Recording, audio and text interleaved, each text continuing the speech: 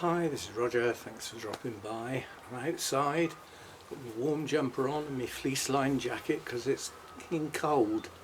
Now on my Sunday chat video, basically I'd used the weather forecast from Saturday, from late on Saturday basically, for the next few days. So basically it was going to get warmer, and Monday, Tuesday and possibly into Wednesday were going to be dry and a bit warmer but cloudy. Yeah. So what did we actually get? It rained nearly all of Sunday afternoon after I'd finished the video. It rained for part of Monday, and yes, it was cold, they got that bit right. It's Tuesday today and it's cloudy and it's cold, but it's dry. Unfortunately, because of the rain, all the leaves are now soaking wet, so I can't use the leaf blower. So all I plan on doing really is cutting away all the dead sticks and stuff like that. I'll have my heavy gloves on, which will help keep my hands warm, and I'm going to try and brush some of the leaves off the border, at least onto the patio. Now I don't know how far I'm going to get, because I will start getting puffed out and I don't want to push my luck. So we'll see how far we get, and at worst everything that I cut off that I throw down on the patio will just stay there and it will get cleared up another time, because that's the bit where there's the most bending and stuff to do, and probably the least enjoyable bit. Anyway, I'll drop the camera down a bit. First job is to empty the bird bath, which I've brought a jug out to do that, on the grounds that if I try and lift it and move it, I will spill it, and then the patio's soaking wet. Yeah? Well, if I've got any chance of clearing up some leaves, it needs to be dry. So we'll see how we get on. I'm not sure how much I'll get done, but we shall see.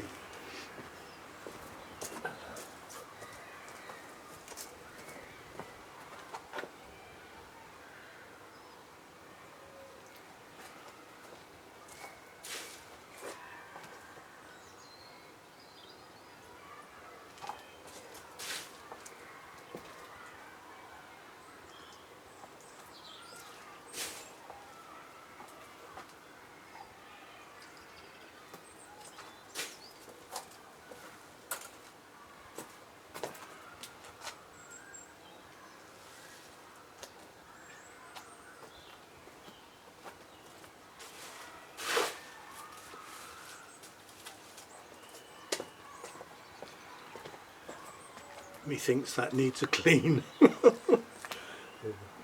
Not necessarily a now job, but it definitely needs doing. Hands now if we don't clean.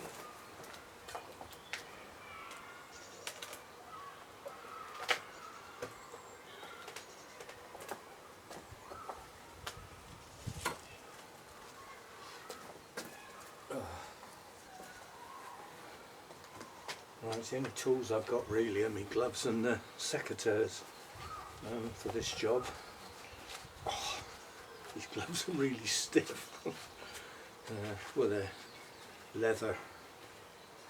I've got the really heavy duty garden gloves simply because there are brambles and other prickly things in the garden, and that these give a lot of protection for.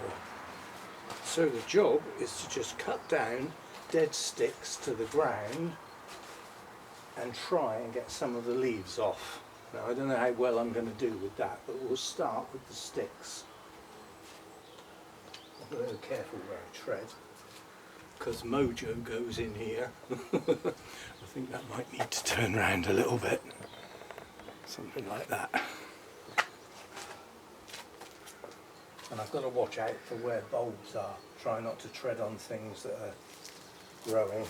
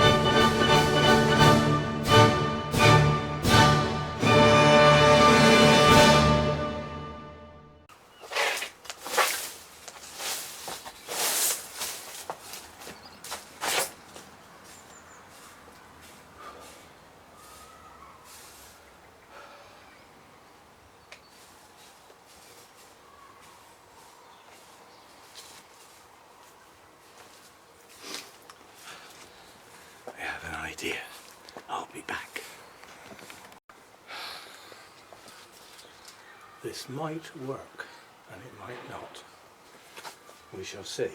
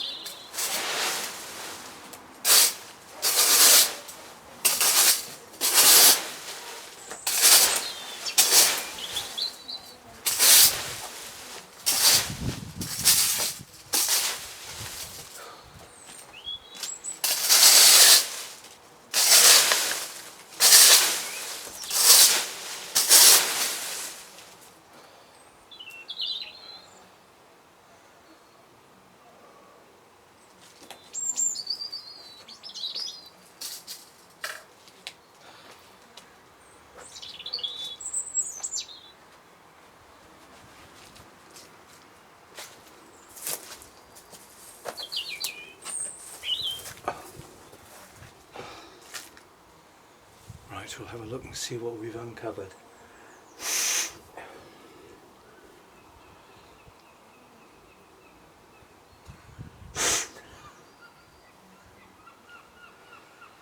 Some very conspicuous absentees. I can't see any aqualegias, so maybe they didn't self-seed. Anyway, I'll get the camera down, we'll have a walk along, see what's there.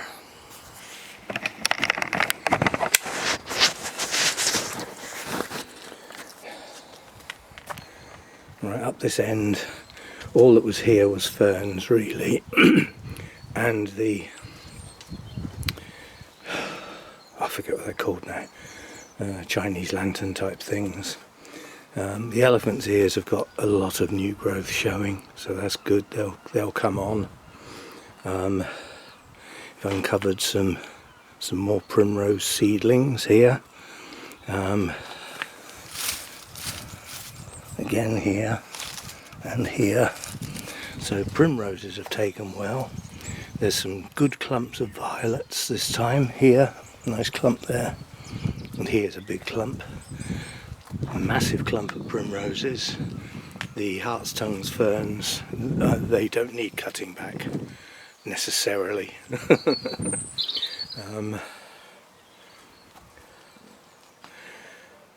Bulbs. More bulbs. We have a snowdrop. First snowdrop. There's several of the plants that Helen gave me that I can never remember the names of that should come on now they can see daylight. Like this clump here. There'll be lots of new growth in there coming on. London Pride all along there, that came from Helen. Primroses, lots of primroses. It's a geranium here. That looks like an aqualegia seedling.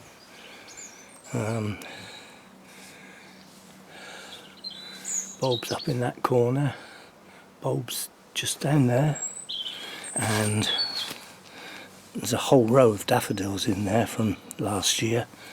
You can just about see them coming through. And all the